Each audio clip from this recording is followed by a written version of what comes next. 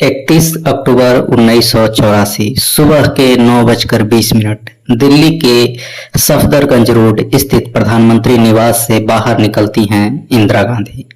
Gate पर खड़े दो गार्ड बेअंत सिंह और सतवंत सिंह कुछ ही कदम आगे बढ़ते ही अचानक बंदूकें उठती हैं और फिर गोलियों की बौछार। भारत की आयरन लेडी जमीन पर गिर चुकी हैं, देश सन्न है। लेकिन क्या ये महज हत्या थी या फिर इसके पीछे एक गहरी साजिश? क्या ये बदले की गोली थी या सत्ता की लड़ाई का अंत? 19 नवंबर 1917 इलाहाबाद के एक प्रतिष्ठित घर में जन्मी इंदिरा प्रियदर्शनी नेहरू, पिता जवाहरलाल नेहरू, मां कमला नेहरू, दादा मोतीलाल नेहरू। ये वही परिवार था जो भारत की आजादी की लड़ाई का चेहरा बन चुका था।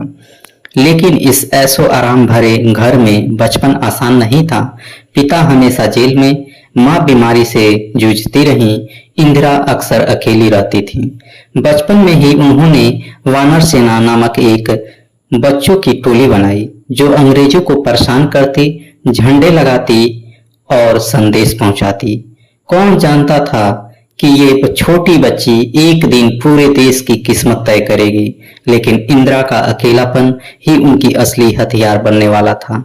1947 में भारत आजाद हुआ और पंडित नेहरू बने देश के पहले प्रधानमंत्री। इंदिरा अब सिर्फ एक बेटी नहीं रही बल्कि नेहरू की वारिस मानी जाने लगी। शादी की फिरोज गांधी से 2 बेटे हुए, राजीव और संजय। लेकिन शादीशुदा जिंदगी उतनी सुखद नहीं रही। इंदिरा राजनीति में और गहराई तक उतरती रहीं। नेहरू के निधन के बाद देश में बड़ा खालीपन आया। लाल बहादुर शास्त्री प्रधानमंत्री बने, लेकिन उनकी भी अचानक ताशकंद में मौत हो गई। अब कांग्रेस को चाहिए था एक समझौता उम्मीदवार।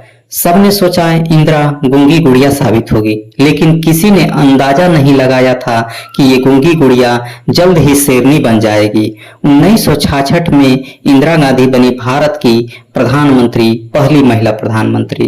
दुनिया की नजरें अब भारत पर थीं। शुरुआत में उन्हें हल्के में लिया गया, लेकिन उन्होंने धीरे धीरे अपने विरोधियों को किनारे किया। कांग्रेस के भीतर से लेकर बाहर तक इंदिरा ने अपनी पकड़ मजबूत कर ली। गूंगी गुड़िया अब आयरन लेडी बन चुकी थी, लेकिन उनकी असली परीक्षा अभी बाकी थी। 1971 में बांग्लादेश मुक्ति संग्राम पाकिस्तान ने पूर्वी पाकिस्तान में नरसंहार किया। लाखों शरणार्थी भारत आ गए। इंदिरा गांधी ने एक साहसी फैसला लिया और भारत ने पाकिस्तान पर युद्ध की घोषणा कर दी। 13 दिन में पाकिस्तान घुटनों पर आ गया और बांग्लादेश बना एक नया देश। दुनिया दंग रह गई। भारत की ताकत पहली बार पूरी दुनिया ने देखी। अटल बिहारी वाजपेयी ने संसद में कहा, आज इंदिरा गांधी ने खुद को दुर्गा साबित कर दिया है। ये था उनका शिखर। लेकिन कहते हैं शिखर जितना ऊंचा होता है, गिरावट उतनी गहरी होती है। 1975 में इलाहाबाद हाई कोर्ट ने इंदिरा गांधी की चुनावी जीत को अवैध करार दिया। देश भर में उथल पुथल मच गया। फिर इंदिरा गांधी ने उठाया इतिहास का सबसे बड़ा विवादित कदम। देश भर में आपातकाल लगा दिया। मीडिया पर सेंसरशिप, विपक्षी नेता जेल में, लाखों नागरिकों पर पाबंदियां।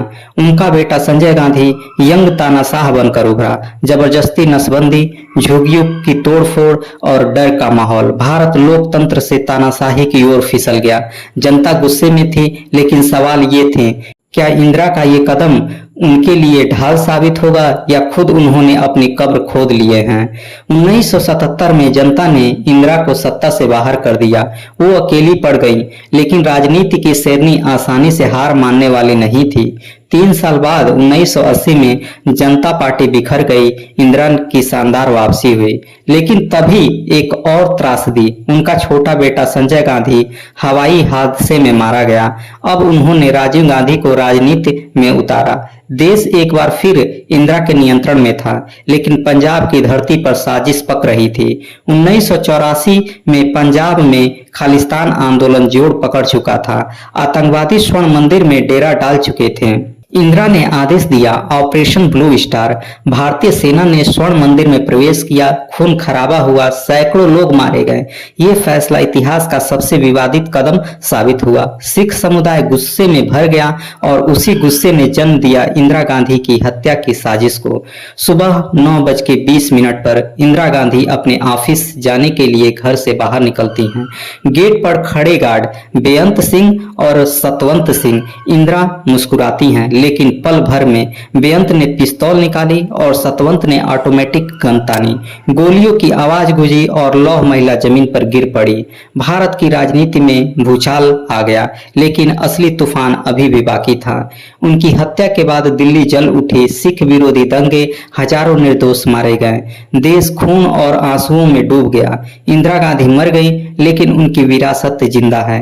वो थी भारत की पहली महिला प्रधानमंत्री। उन्होंने देश को युद्ध में जीत दिलाई, गरीबी हटाने का नारा दिया, लेकिन साथ ही लोकतंत्र को भी चोट पहुंचाई।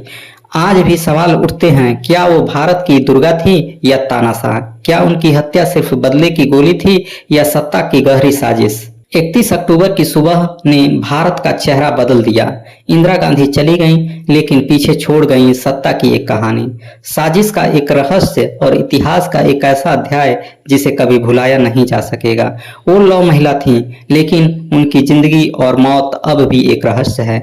अगर आपको ये वीडियो अच्छी लगी हो तो एक छोटा सा काम करिए, वीडियो को लाइक करें और इसे अपने दोस्तों के साथ शेयर करें। नीचे कमेंट में बताएं कि अगली बार आप किस टॉपिक पर वीडियो चाहते हैं। और हाँ, सब्सक्राइब करके बेल आइकन दबाना मत भूलें ताकि अगला वीडियो आप मिस न करें। जय हिंद।